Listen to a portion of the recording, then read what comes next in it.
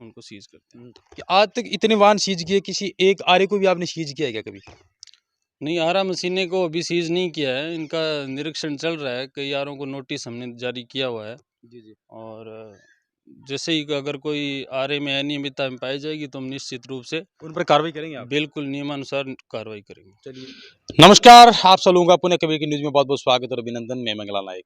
विशेष दौर से हम लोग खनन माफियों पर, जिप्सम माफिया या फिर लकड़ी माफिया कोई भी क्यों ना हो, नई सरकार बनने के बाद हर एक व्यक्ति ये उम्मीद लगा करके बैठा है कि भाई दिन प्रतिदिन इन जो माफिये हैं, इनका जो खौफ अभी इलाके के अंदर लगातार बढ़ता जा रहा है। कहीं न कहीं इनका शिकंजा वो कैसे कसा जाए। हाल ही के अंदर राजस्थान सरकार की सीएम का एक आदेश आता है, जिसके चलते माफियों पर कड़ी कार्रवाई के संकेत दिए जाते हैं। ऐसे में जिप्सम माफियों की अगर बात की जाए तो नौर विधानसभा क्षेत्र जो है, उसमें माफियों की कोई कमी नहीं है। हनुमानगढ़ जिले के अंदर अभी तक जो कार्रवाई हुई है, उनमें से नौर है वो टॉप ऑफ प्लेस पे है। उनका ऑथेंटिक आंकड़ा जैसे ही अभियान खत्म होगा, उसके बाद हम आप तक लेकर के आएँगे। इससे पहले मैं आपको बता देता हूँ कि मैं इस समय क्षेत्रीय वन अधिकारी पवन जी शर्मा से बात करने यहाँ पहुँचा हूँ। कल की जो 2-3 मुझे खबरें मिली कि भाई ऐसे-ऐसे करके लकड़ी माफियों पे जो कार्रवाई हुई है, इनके टीम के द्वारा वो क्या की हुई है, मैं उनसे विस्तारपूर्वक सवाल करता रहूँगा। सबसे पहले सर चैनल में स्वागत और अभिनंदन। धन्यवाद आपका बहुत-बहुत। जी, पवन जी आप एक युवा है, यूथ है और लगभग इस इलाके की जो पीड़ा रही है, इस बार के चलते कि भी खेजड़ी की कटाई बहुत ज़्यादा होती रही है। आपने कार्यभार यहाँ तक सँभाला है, आपने कहाँ तक कार्रवाई की है, किन-किन लोगों को पाबंद किया है, कितनी कार्रवाई की है, कुछ बता पाएँगे आप मुझे? देखिए, श्रीमान उप वन संरक्षक महोदय हनुमानगढ़ के द्वारा भी जिले के अंदर 2 अलग से स्पेशल गश्ती दल बनाए गए हैं। जी। और मेरे द्वारा रेंज स्तर पे भी अलग से गश्ती दल का गठन किया गया है। हम लोग नियमित रूप से गश्त करते हैं। जी। कल दिनांक 31 जनवरी 2024 को रात्रि के अंदर ये अवैध रूप से जो परिवहन करके लकड़ियां जो हरियाणा ले जाई जा रही थी, उसमें कार्रवाई करते हुए हमने 4 ट्रैक्टरों को सीज किया है। जी। और सीज करते हुए कम से कम 300 क्विंटल लकड़ी लगभग हमने जो है वो सीज की हुई है। और जो ये अवैध लकड़ी का जो धंधा करते हैं, ये लोग काफ़ी समय से सक्रिय हैं। और हमारी जो टीम है, रेंज स्तर पे भी हमने 2 अलग-अलग टीमें बना रखी है। जी। तो इन टीमों के द्वारा अलग-अलग जगह पे नाका लगा के और नियमानुसार नियमित गश्त की जा रही है और गश्त के दौरान हमने ये कार्रवाई की है। जी, जी। कल आपने 300 क्विंटल लकड़ी है वो ज़ब्त की है, ये बात आपकी जायज़ है क्योंकि हमने भी ये पढ़ा था, जब आपने प्रेस रिलीज़ किया था। आप दर्शकों को ये भी आश्वस्त करना चाहेंगे कि जो अवैध जो वास्तव में लकड़ी कटाई का जो कार्य हो रहा है, जैसे नहर की बात आती है, किसी सड़क किनारे की बात आती है, तो उनके लिए क्या आप लोग कोई स्पेशल मुहिम लेके आएँगे? नहर के किनारे तो लकड़ियों का कटान नहीं होता। ज़्यादातर जो लकड़ी का जो कटान होता है वो राजस्व भूमि से होता है।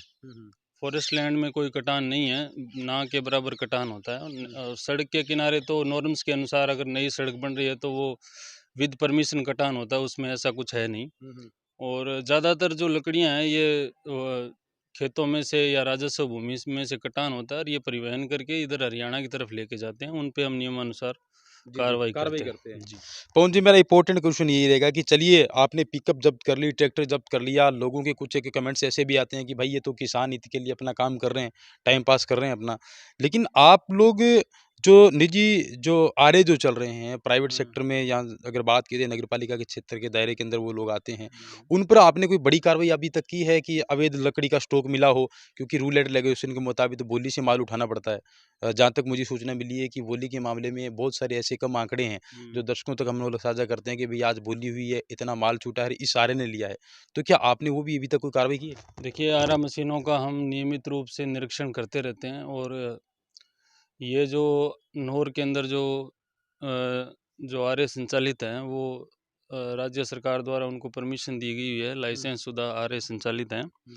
हम लोग नियमित रूप से निरीक्षण करते रहते हैं आरों का। और इस तरह से अगर कोई अवैध स्टॉक अगर निरीक्षण के दौरान अगर पाया जाएगा तो हम निश्चित रूप से उन पर अभी तक कोई कार्रवाई मिला है करेंगे। आपको? आपने कितनी बार निरीक्षण किया है? मैंने कई बार यहाँ पे निरीक्षण किया है। निरीक्षण के दौरान आरों पे इस तरह का कोई स्टॉक अभी तक मुझे मिला नहीं है। और अचानक औचक निरीक्षण भी हम लोग करते रहते हैं, और इस तरह का अगर कोई होगा तो हम निश्चित रूप से कार्रवाई जी, करेंगे। जी। बाहर जो लकड़ी जो सप्लाई की जाती है आउट ऑफ स्टेट की अगर बात की जाए, हरियाणा की बात की जाए, गुजरात की बात की जाए, तो बड़े-बड़े ट्रकों को लोड किया जाता है। क्या ये संवैधानिक है या फिर असंवैधानिक है? नहीं, ये जो है वो लकड़ी का जो परिवहन हो रहा है वो तो असंवैधानिक ही है। कई जी। तो क्या है कि जैसे परमिशन से हमारे डिपो से लकड़ी जाती है, हरियाणा भी जाती है, वो तो विद परमिशन जाती है। हुँ, हुँ।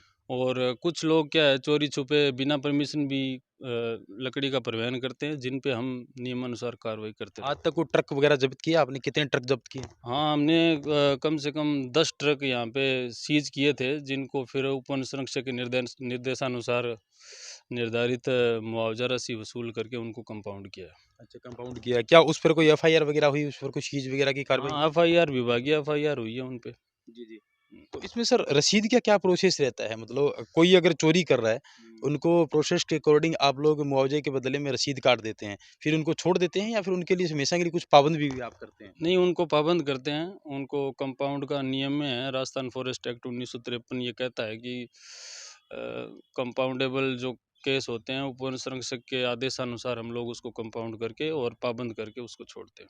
जी, जी। अगर वो दूसरी बार मिले तो फिर क्या करें? दूसरी बार मिले तो उस पे भी नियमानुसार डबल या ट्रिपल जुर्माना करके हम उसको कंपाउंड कर देते हैं, या सीज़ करना होता है, सीज़ कर देते हैं। ये परमानेंट कार्य कैसे बंद हो सकता है इन लोगों का? जैसे मतलब आउट ऑफ स्टेट अगर कोई माल भेजता है, तो उनका आपके एक्ट के आधार पर क्या कार्रवाई हो सकती है? परमानेंट तो देखो, ये लकड़ी माफिया लोग हैं, ये काफ़ी समय से बहुत समय से सक्रिय है, और हम लोग नियमानुसार इन पे निरंतर कार्रवाइयाँ कर रहे हैं। सीज़ सीज़ करने के बाद में ऐसा आपको लगता है कि कंट्रोल हो जाएगा? जो वाहन आप लोग सीज़ कर रहे हैं, उन पर कोई कंट्रोल होगा? देखो, हम हमारा ड्यूटी है वो तो कर रहे हैं, हम तो यही चाह रहे हैं कि सब कुछ सीज़ हो जाए, लेकिन जो कार्रवाई हमसे हो रही है वो हम लोग कर रहे हैं नियमानुसार, जी, जी। नियमित। जी, जी।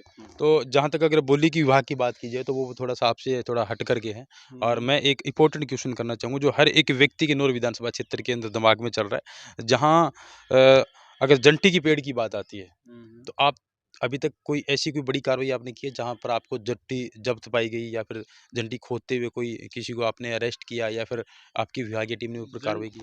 खेजड़ी खेजड़ी सॉरी। खेजड़ी का जो ये जो कटान है, ये राजस्व भूमि से होता है। राजस्व भूमि में हम डायरेक्ट कार्रवाई नहीं कर सकते, जी। उस पे राजस्व विभाग की कार्रवाई बनती है। हुँ, हुँ। परिवहन करते हुए हमने कार्रवाइयाँ खूब की है नौर क्षेत्र में, जी, और जी। आगे भी नियमित कार्रवाई करते राजस्व रहेंगे। विभाग की कार्रवाई मतलब तहसीलदार जी करेंगे? हाँ, खेत में कटती हुई खेजड़ी को रोकने का काम राजस्व विभाग का है। आपका तो सिर्फ़ परिवहन में अगर परिवहन लदके में हाँ, परिवहन में हम लोग रोकते हैं और नियमानुसार उनको जब्ती की कार्रवाई करके उनको सीज़ करते हैं। कि आज तक इतने वाहन सीज़ किए, किसी एक आरे को भी आपने सीज़ किया है क्या कभी? नहीं, आरा मशीनें को अभी सीज़ नहीं किया है, इनका निरीक्षण चल रहा है, कई आरों को नोटिस हमने जारी किया हुआ है। जी, जी। और जैसे ही अगर कोई आरे में अनियमितता पाई जाएगी तो हम निश्चित रूप से उन पर कार्रवाई करेंगे आप? बिल्कुल नियमानुसार कार्रवाई करेंगे। चलिए, पवन जी शुक्रिया बात करने के लिए। Thank you. ये पवन जी से मैं लगातार संवाद करता रहूँगा क्योंकि मेरा इनके साथ में पहला एक इंटरव्यू है। क्या क्षेत्र के अंदर जो माफ़िए हैं, जो आउट ऑफ स्टेट माल पहुँचाने का काम करते हैं, इन पर कार्रवाई जारी रहेगी? अच्छी बात है क्योंकि कार्रवाई करना इनका कार्य है, ये ड्यूटी करते हैं गवर्नमेंट की।